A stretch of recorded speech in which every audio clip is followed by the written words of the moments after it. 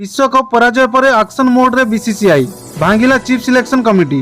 विश्वकप 2022 भारत पराजय पर एक्शन मोड रे बीसीसीआई चयन समितिर समस्त सदस्यों को आउट करिछि बीसीसीआई। टी20 कप 2022 जीतिबा को भारत जो स्वप्न देखिथिला ताहा चुटकी रे धूलिसात हो जाइतिला।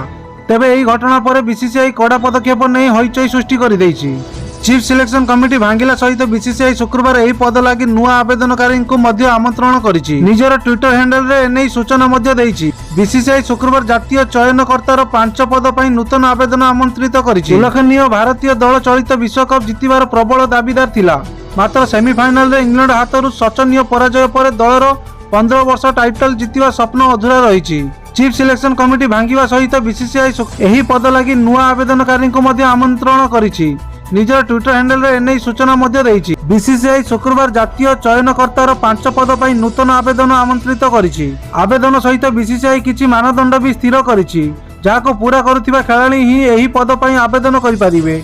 आवेदन करबाक चाहुथिबा खेलाड़ी अति कम रे 7टी टेस्ट किंबा 30टी प्रथम श्रेणी क्रिकेट किंबा 10 दिनिकिया एवं 20 प्रथम श्रेणी मैच खेलिथिबा दरकार।